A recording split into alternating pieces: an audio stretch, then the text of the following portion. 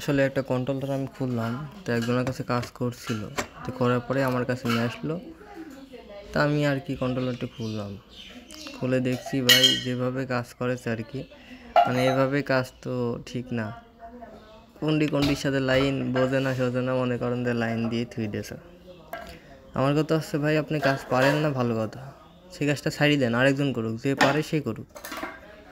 আপনি ওইভাবে করে মানে তার একটা জিনিস নষ্ট করে দিয়ে লাভ কি বলেন?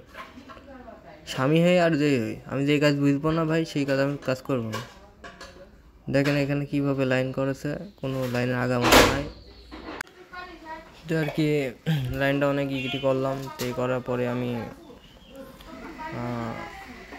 এই যে দেখুন যে এই দুই বোর্ডের লাইন এক আর এই দুই বোর্ডের লাইন এক, এখন এই বোর্ডের লাইন তার টাইনে ওই বোর্ডে দিয়ে দিয়েছে, তাহলে কি এটা হলো? এটা তো এইভাবে কানেকশন করলে হবে না। মানে কাজ কিছু বোঝার ব্যাপার আছে, টেকনিকের ব্যাপার আছে, কাজ না বুঝিয়ে মানে মন গুঁড়া কাজ করে দিলাম, ওইটা ছিল না। আসলে গাড়িটা আছে, এই গাড়িটার এই যে আমার কাছে নিয়ে আইছে। তা আসলে এই গাড়িটা পড়েছিল বাসায়, 2 দিন পরেই ছিল। তারপর আমি এই কন্ট্রোলারটা ঠিক করে আমি আপনাদেরকে দেখাচ্ছি।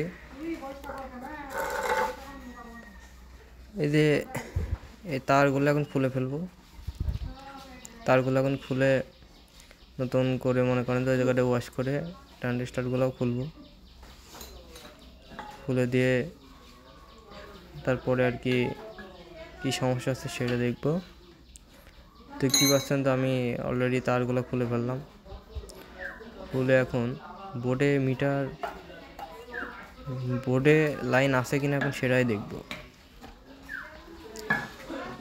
খেয়াল করুন মিটারের দিক, যে এখান থেকে আমি মিটার শো করছি কিন্তু মিটার শো দিচ্ছে না, আমার বোর্ডে কানেকশন হয়, কিন্তু পাশের ডাইতে শো দিচ্ছি, দেখেন যে ওইটাতে শো করছে। তো এখন এই বোর্ডে লাইন কিভাবে নিয়ে আসবো,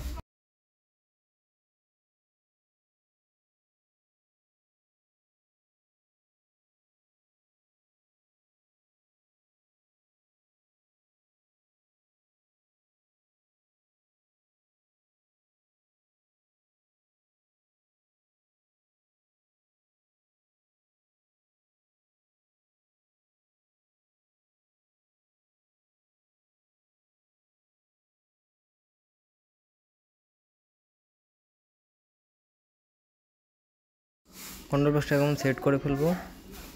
সেট করে আমি গাড়িতে লাগাই, তারপরে আমি আবার ভিডিওটা নিয়ে আসছি।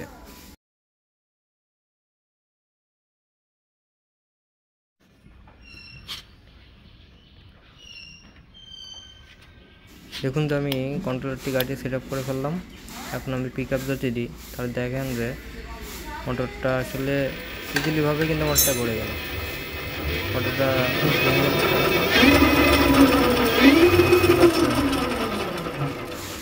মোটরটি আসলে সারা কমপ্লিট।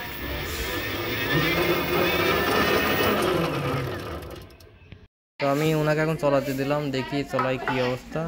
হ্যাঁ, উনি গাড়িটা চলাই দেখে আসুক কি অবস্থা। গাড়িটা আসলে ওকে হয়ে গেল, তো ওনাকে আমি আর কি শিখে দিলাম গাড়িটা চলাই দেখে আসার জন্য।